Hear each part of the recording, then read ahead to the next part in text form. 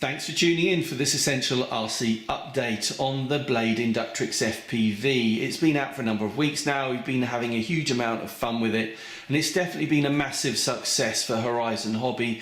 You can judge that just based on the amount of discussion about it on the web, on Facebook and forums. Now, in my mind, a lot of that success has been down to a small group of FPV enthusiasts who have been retrofitting the original Inductrix with their own micro FPV gear.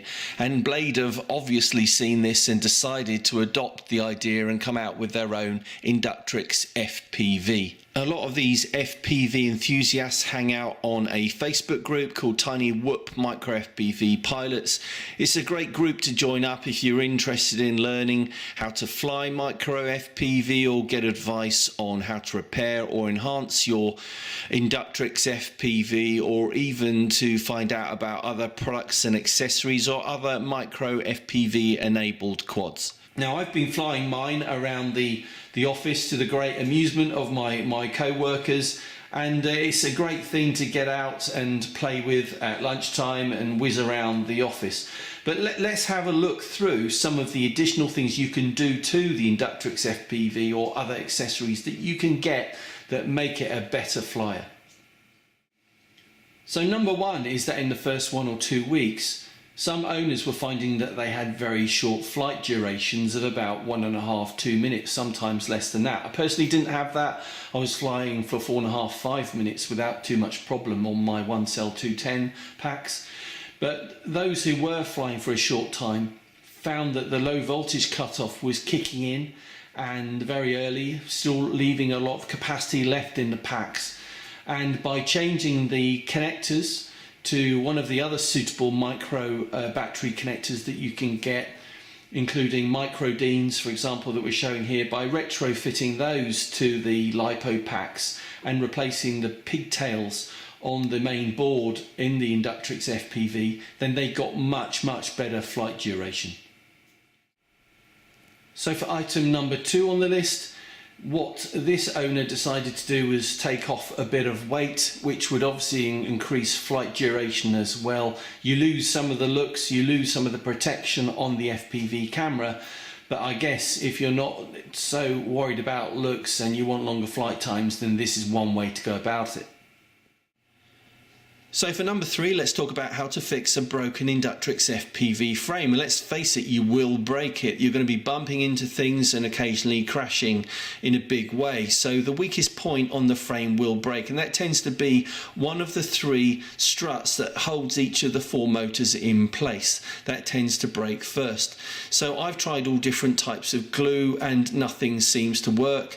I've bought replacement frames and they cost about £5 or £6 here in the UK, and it takes about 10 minutes to transfer your gear into the new frame. But what some like to do is just to perform a simple repair on the broken frame, and that's done by using a drawing pin. You pierce the side of the frame, you cut down the pin and make it into a stud effectively, and then bind the broken strut onto that pin using heat shrink tubing or cotton and epoxy or CA glue, and from that point on it's very unlikely to break. So for item 4, we're talking about how to make the Inductrix FPV frame stronger, and that could be done very simply and very cheaply by adding 2mm carbon rod all the way around the frame to make it more resilient to those knocks and crashes that you're going to have.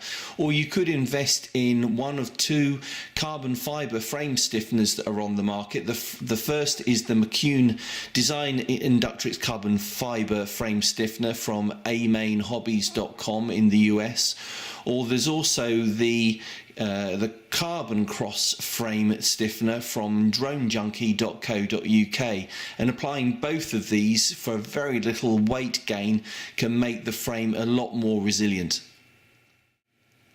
So for item 5 on our list of possible improvements for the Inductrix FPV, how about this? This is a 3D printed frame created by Terence Gerard on the Tiny Whoop Facebook group, and it's unique in that you can see that the motors are held in place by single very strong struts that come from the center of the frame, as opposed to the 3 small struts that you have on the stock frame. So reviews are that it's very strong and resilient to knocks and crashes, and he's selling quite a few of these, so it's another hop up, another enhancement that you might want to consider. Item 6 on our list is a ready-made Inductrix FPV racetrack that's available from www.uav.graphics, and it features a race grid, a start-finish gate, 2 race gates, 3 turn turrets and 8 multi-directional turn signs.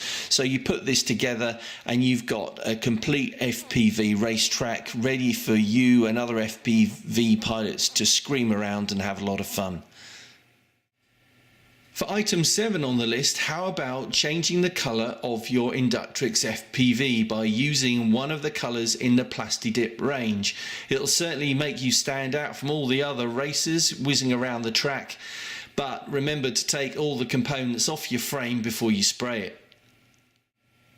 And number 8 is the final one on our list, and this is more of a recommendation to look up the tinywhoop.com website, which is set up by Jesse Perkins. It's a shop and really a site with a lot of information about the original Tiny Whoop craze that Jesse started out, and he sells his own ready-to-fly airframes. They have an amazing reputation. They cost a bit more than the Inductrix FPV, but they really are fantastic apparently, so please look those up and look on his web shop for accessories and upgrades and all that type of stuff. So thanks for watching this Essential RC update. That's it for now. Please subscribe if you're interested in more using the button at the top of the screen now, or maybe join our Facebook group. But thanks for watching this one. See you next time.